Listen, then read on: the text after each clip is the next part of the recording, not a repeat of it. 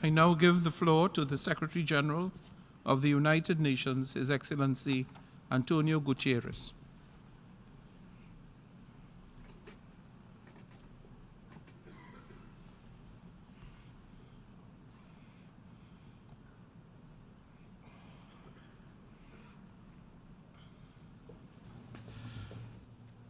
Mr. President of the General Assembly, Excellencies, ladies and gentlemen, it is a pleasure to join you to honor the achievements of human rights defenders across the globe.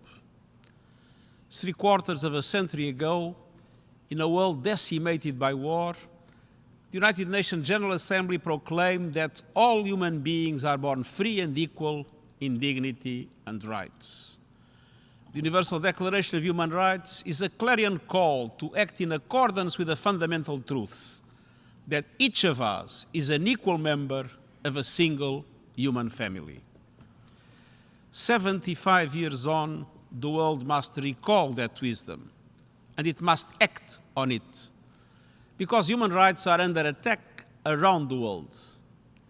Conflicts are raging, with appalling consequences for civilians, as we are dramatically witnessing every single day with the immense deaths and suffering in Gaza after the horrors of the 7th October attacks. Inequalities are deepening. Hunger and poverty are rising. Women's rights are stalling and in some cases going into reverse. Civic space and media freedom is being rolled back, and new threats are blossoming, from catastrophic climate disasters to artificial intelligence, which holds the potential for immense possibility, but also for immense peril. And age-old hatreds are resurging with a vengeance, from racism to xenophobia and religious intolerance.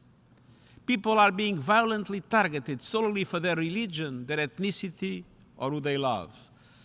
But across the world, human rights defenders are lights in the darkness. They are changing lives, fighting, educating, and holding power to account to make human rights a living, breathing reality.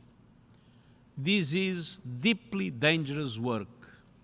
Last year, almost 450 human rights defenders, journalists, and trade unionists were killed, 40% more than the previous year. 33 vanished without a trace, a staggering 300% increase from 2021. So, Excellencies, in this context, today's Human Rights Prize is all the more important. This prize has recognized the achievements of human rights defenders since 1968. It has honored luminaries such as Nelson Mandela, Malala Yousafzai, and the International Committee of the Red Cross.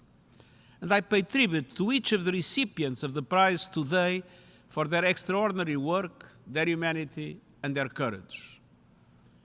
Julian Lusange from the Democratic Republic of the Congo, Júlio Pereira from Uruguay, the Amman Center for Human Rights Studies, the Human Rights Center Vyazna working in Belarus, and the Global Coalition of Civil Society Organizations, indigenous peoples, social movements, and local communities for the universal recognition of the right to a clean, healthy, and sustainable environment.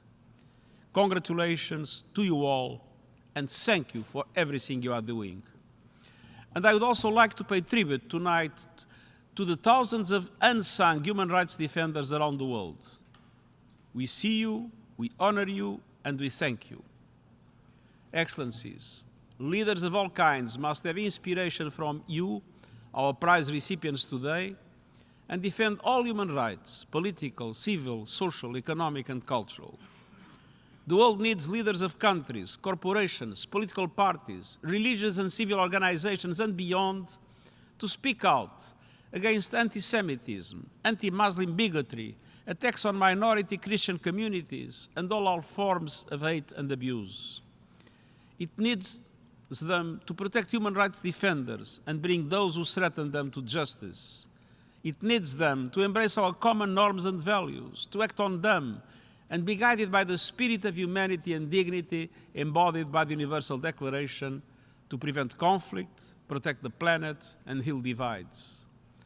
I urge all member states to use the 75th anniversary of the Universal Declaration to strengthen their commitment to making human rights a reality, and to place human rights at the front and center of efforts to update our international institutions at the Summit of the Future next September. Excellencies, once again I congratulate all those awarded the prize today. Fight by fight, case by case, you are making the vision of universal human rights a reality. But you cannot do it alone. As we celebrate the 75th anniversary of the Universal Declaration of Human Rights, we need leaders of all kinds to embrace their role as human rights defenders too. Thank you.